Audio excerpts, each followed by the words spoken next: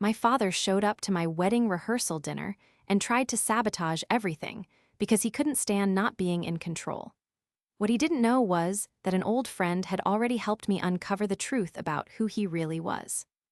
The moment my father stood up at my rehearsal dinner and clinked his glass, I felt my stomach drop to the floor. Not because I was nervous, because I recognized that look in his eyes.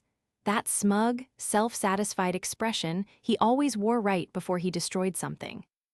I need to back up, way up, because this story doesn't start at a rehearsal dinner in a nice restaurant in Portland.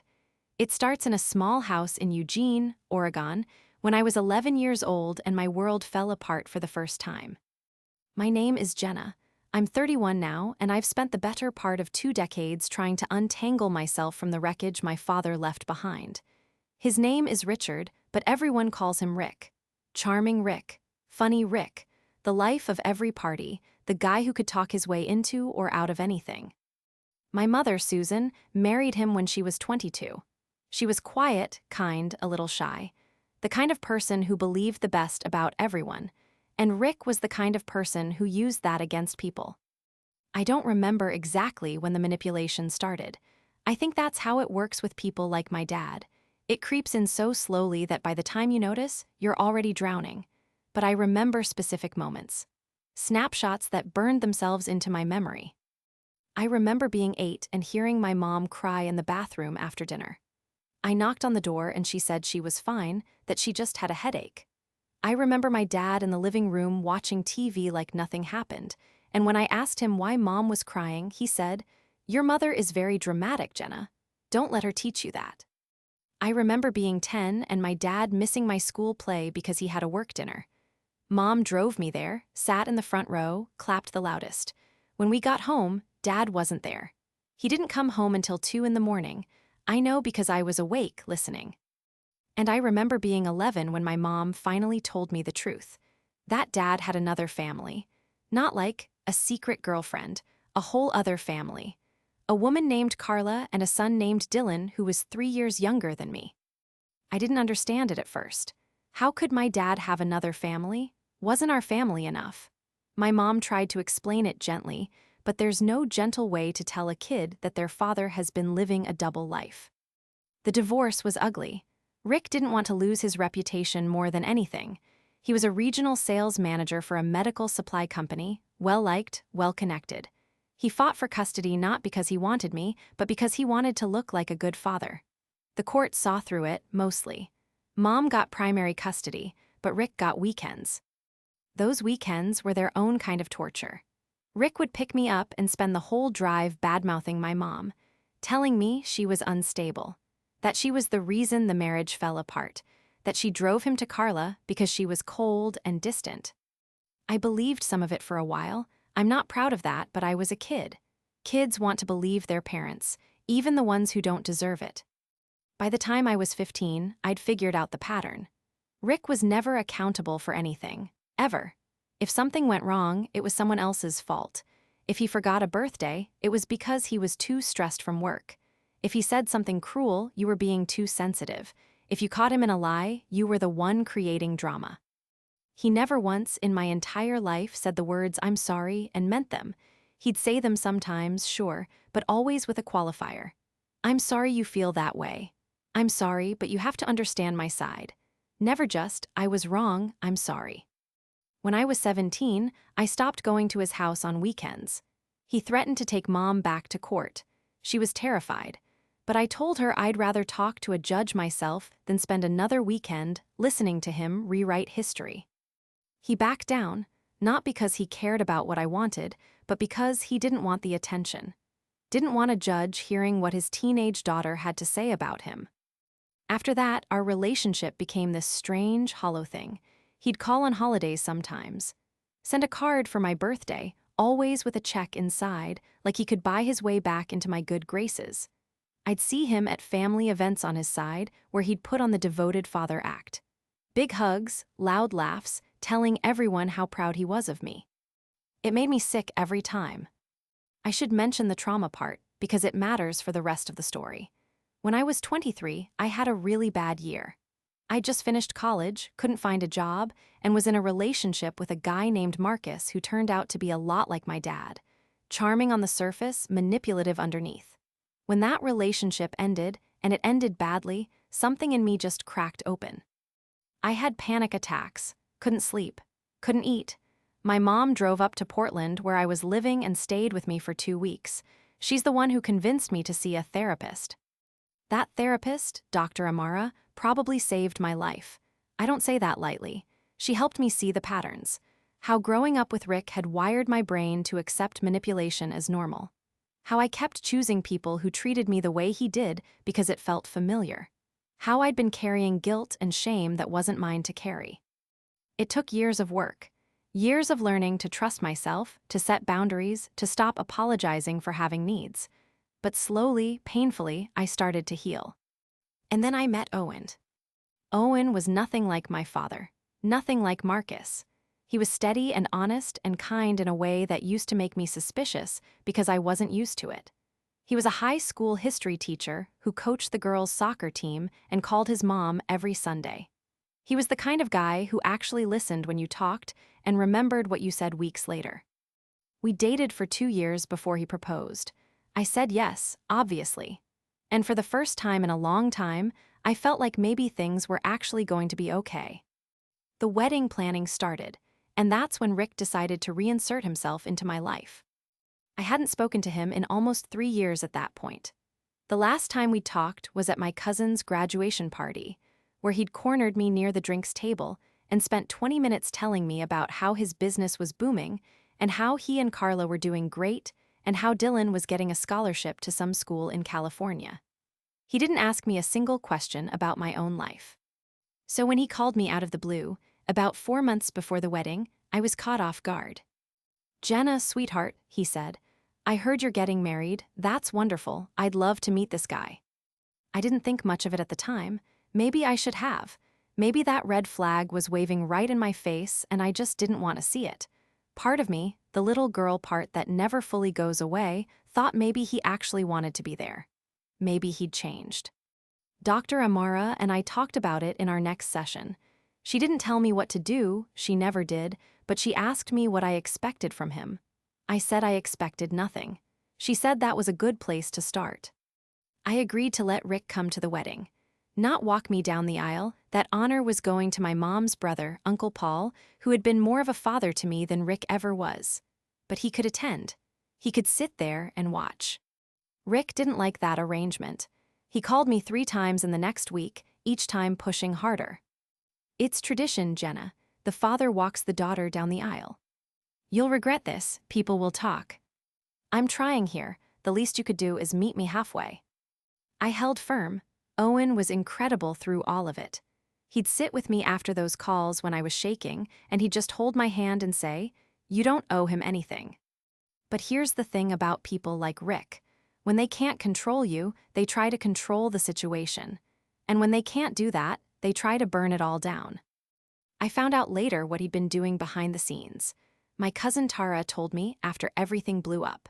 Rick had been calling relatives on his side of the family, telling them a version of events that made me sound like an ungrateful daughter who was cutting him out of the wedding to punish him. He told my grandmother, his mother, that I'd said he wasn't welcome at all. He told his brother Frank that Owen had turned me against him. He was building an army, setting the stage, making sure that when the moment came, he'd have people on his side. I didn't know any of this at the time. I was busy with work, with wedding planning, with trying to manage the anxiety that kept creeping up no matter how many coping strategies I used. The rehearsal dinner was on a Friday night, the day before the wedding. We had it at a restaurant called Meridian, this nice but not too fancy place in the Pearl District, about 40 people. My side, Owen's side, the wedding party, close family. Rick was there. He'd arrived early, which I later realized was strategic. He wanted to work the room before I got there. When Owen and I walked in, he was already holding court at the bar with a few of his relatives, laughing, being charming Rick. He came over and hugged me. "You look beautiful, sweetheart." Then he shook Owen's hand and said something like, "Take care of my girl." Owen smiled politely. I could feel the tension in his grip on my hand. Dinner went okay at first. People were happy, eating, talking. My mom was there, sitting with Uncle Paul and his wife. She and Rick exchanged a brief, civil nod from across the room. That was about the extent of their interaction, and I was grateful for it. Then came the toasts. Owen's dad went first. Sweet, simple, a little teary. He talked about how he knew Owen had found the right person because of the way he talked about me. Everyone clapped. My maid of honor, my best friend Lee, went next. She told a funny story about how Owen and I met at a farmer's market, and I accidentally knocked over a display of artisanal honey, and Owen helped me clean it up and asked for my number. Everyone laughed. And then Rick stood up. No one had asked him to speak. It wasn't on the agenda. But he stood up, clinked his glass, and the room went quiet because that's what happens when someone clinks a glass at a dinner. People look. People listen. I want to say a few words about my daughter, he started. I felt Owen's hand tighten on my knee under the table. Being a father is the most important thing in my life, Rick said, and it breaks my heart that somewhere along the way, Jenna and I lost our connection. Here we go, I thought. I've made mistakes, I know that, but I've always loved my daughter. Always. And it's been painful to watch her push me away, to not be part of her life, to find out about her engagement through a relative instead of hearing it from her. His voice cracked, actually cracked, and I could see people in the room starting to look at me with those sympathetic, confused expressions. Like, why would she do that to her poor father? All I've ever wanted is to walk my little girl down the aisle, he continued. And I'm asking you, Jenna, right now, in front of the people we both love, to let me do that tomorrow. The room was dead silent. He was doing it. He was actually doing it, putting me on the spot in front of everyone, forcing me to either give in publicly or look like the villain for saying no. Classic Rick. Classic manipulation disguised as vulnerability. I could feel the panic rising. My chest tightened. My vision got a little blurry around the edges. This was exactly the kind of moment that used to break me. That used to make me cave and give in just to make the discomfort stop. But I wasn't 23 anymore. I wasn't that girl on the floor of her apartment having panic attacks. I'd done the work, years of it. I looked at Owen. He looked back at me, and I could see in his eyes that he would follow my lead. Whatever I decided, he was with me. I stood up. "Thank you, Dad," I said. My voice was steady, which surprised even me. But this isn't the time or place for this conversation. I've already made my decision about tomorrow, and I'm comfortable with it. Let's enjoy the evening. I sat down. Rick stared at me for a long moment. Then he let out this bitter little laugh and said, just loud enough for the nearby tables to hear, "Well, I guess Owen's family is her family now." And then he sat down. The rest of the dinner was tense.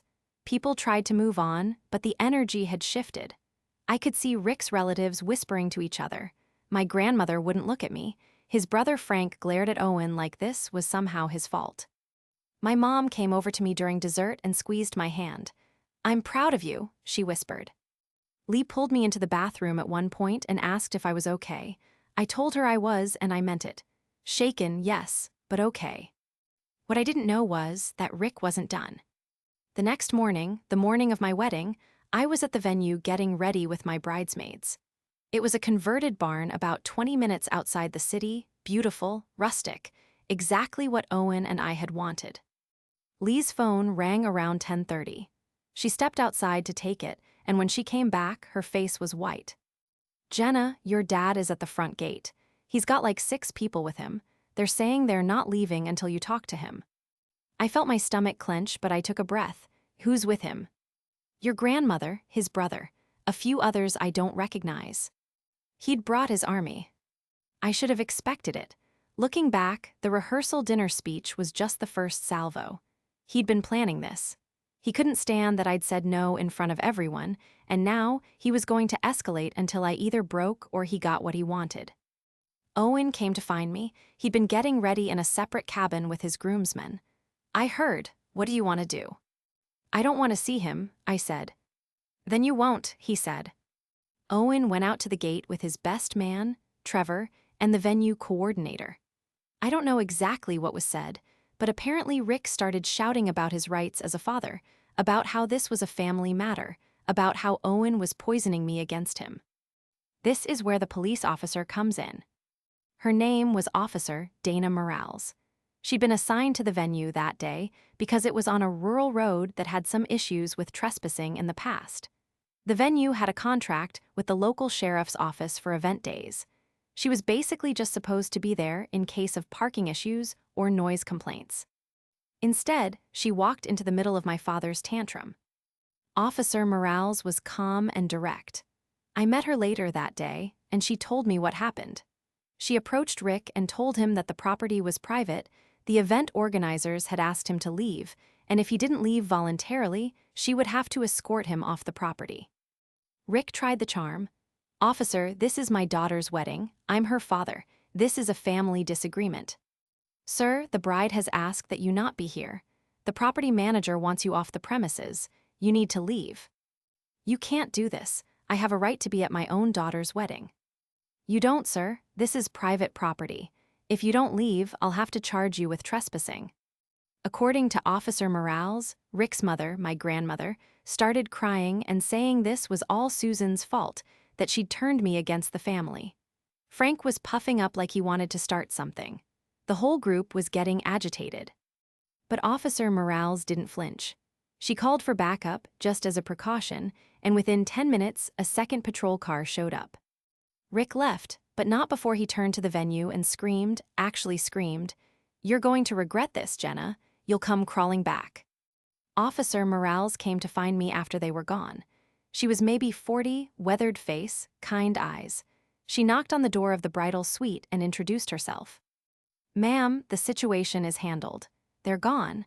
I'm going to stay at the gate for the rest of the day just to make sure." I started crying, not because I was sad, because I was relieved, because someone in a position of authority had actually stood between me and Rick's chaos and said no. That doesn't happen often with people like Rick.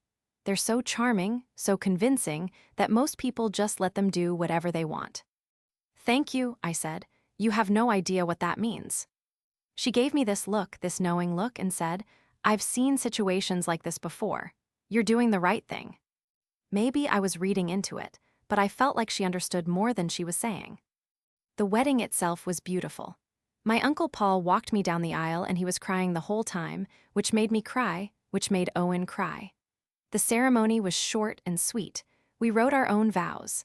Owen told me I made him believe that people could be exactly who they seemed to be, and I lost it completely. The reception was joyful. My mom danced. Lee gave another toast, this one more sentimental. Owen's parents were wonderful, and not once, not for a single moment, did I wish Rick was there. But the story doesn't end at the wedding. 2 days later, Owen and I were supposed to fly to Hawaii for our honeymoon. We were at the airport when my phone started blowing up. Tyra, my cousin on Rick's side, was texting me, 12 messages in a row. "Jenna, call me. It's about your dad. This is serious. Jenna, please." I stepped away from Owen and called her. "Tara, what's going on? Your dad got arrested last night." "What?" Apparently, after being removed from the wedding, Rick had gone on a bender. He'd gone to a bar, gotten drunk, driven home, and been pulled over. DUI, but that wasn't the worst part. When the officers searched his car, they found documents. Financial documents. Tara didn't have all the details, but from what she'd heard through the family grapevine, Rick had been running some kind of financial scheme at his company. Embezzlement, or something close to it. The documents in his car were things he apparently wasn't supposed to have. I stood there in the airport terminal with my phone pressed to my ear, and I felt absolutely nothing. Not satisfaction, not sadness, nothing. "Are you okay?" Tara asked. "Yeah," I said, "I am." Owen and I went to Hawaii. We had an incredible honeymoon. I turned off my phone for most of it. For the first time in my life, I genuinely didn't care what Rick was doing. When we got back, the full picture started to come together. Rick had been embezzling from his company for years. Not huge amounts, but steady. Enough to fund his lifestyle, his trips, the things he used to impress people.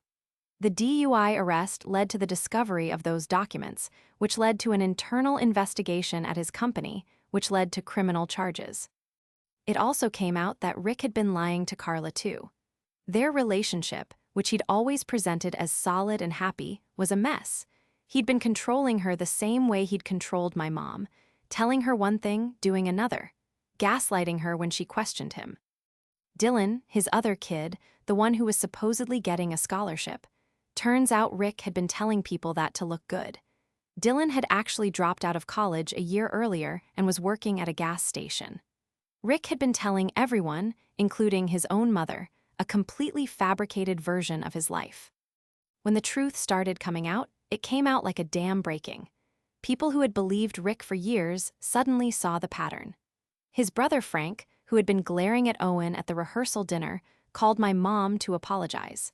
My grandmother called me for the first time in over a year and said she was sorry she hadn't listened to me sooner. I didn't feel triumphant about any of it. I want to be clear about that. There was no satisfaction in watching Rick's life collapse. He was still my father. He was still the person I'd spent my whole childhood trying to earn love from. But there was relief, deep, profound relief. Because for years, decades, I'd been told I was the problem, that I was too sensitive, too dramatic, too ungrateful, that if I just tried harder, if I was just nicer, things would be different. And now everyone could see what I'd always known, that Rick was the problem, that he'd always been the problem. The legal stuff took months. Rick was charged with embezzlement and DUI. He ended up taking a plea deal on the embezzlement charge, got 18 months in a minimum security facility, plus restitution. The DUI got him probation and a suspended license. Carla left him while he was awaiting trial.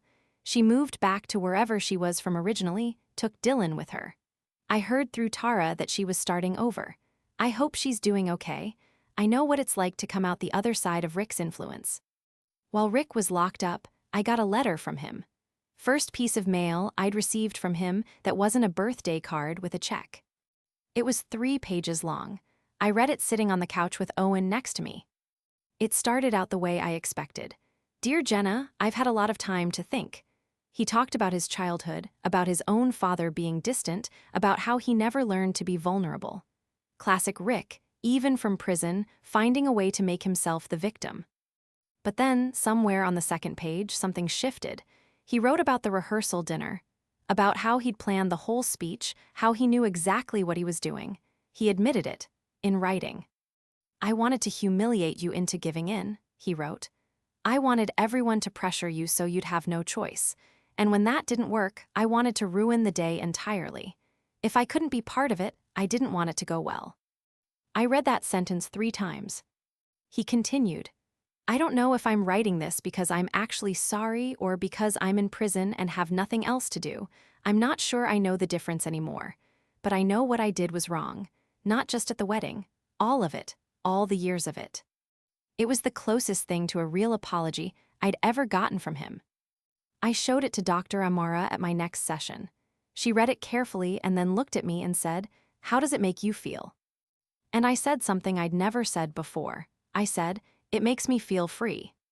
Not because he'd apologized. Not because he'd admitted what he did.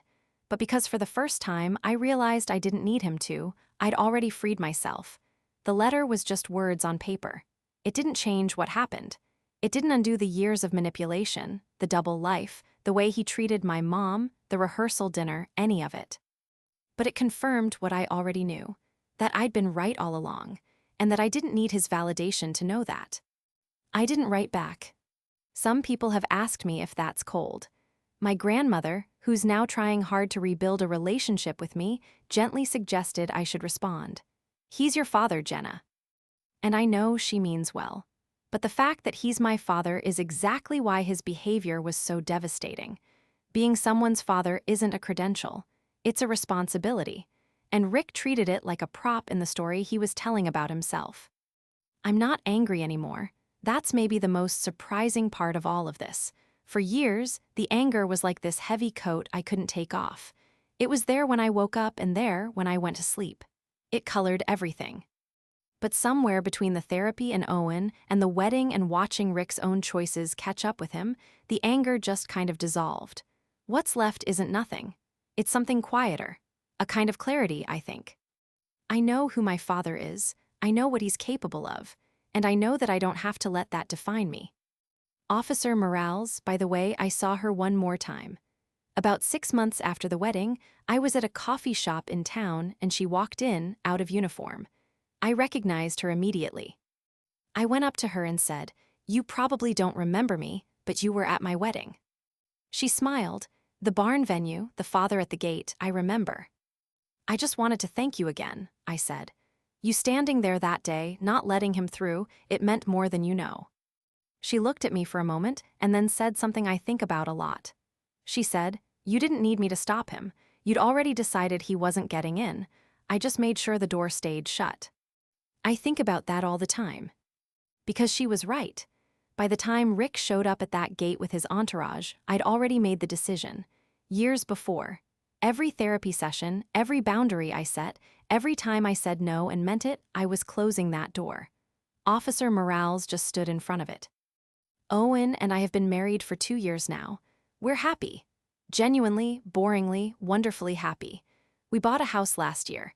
There's a garden in the back that I'm slowly killing because it turns out I do not have a green thumb, but I'm trying. My mom comes to visit every few months. She and Owen's parents get along so well it's almost suspicious. She's been seeing someone new, a retired teacher named Greg who builds furniture in his garage and brings her flowers from his actual successful garden. She deserves that. She deserves someone who shows up. Rick got out of prison about 8 months ago. Tara told me he moved to Arizona. Starting over, I guess. New state, new story. I imagine he's already charming someone new, already spinning a narrative where he's the misunderstood good guy who got dealt a bad hand. But that's not my problem anymore. I spent 20-something years trying to be enough for a man who was never going to let me be enough, because keeping me reaching was how he kept control. And now I've stopped reaching. Not because I hate him, not because I want revenge, but because I finally love myself more than I fear his disappointment. If you're reading this and you recognize your own parent in Rick, I want you to know something. You are not the problem. You were never the problem. The manipulation, the gaslighting, the way they make you feel crazy for seeing what's right in front of you, that's not a reflection of your worth. It's a reflection of theirs. You don't owe anyone a seat at the table of your life just because they share your blood. You get to choose, and choosing yourself isn't selfish.